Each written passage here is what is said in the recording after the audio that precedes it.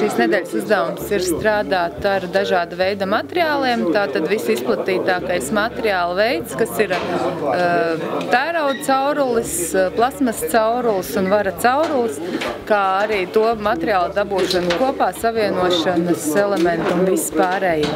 Līdz ar to vēl uzstādīt pareizi tādus mezglus kā cirkulācijas sūkni, pretvārstu un dubļu ķērāju. Kopumā šajā mācību telpā mums ir iespēja strādāt ar dažādu veidu materiāliem, ir pienākošs instrumentu klāsts, kā arī ir iespēja mācīties ar metināšanas simulatoriem, kas ir reāli, kā veids metināšanu, pēc tam arī novērtē šo metināšanas šuvi, ātrumu un precizitāti.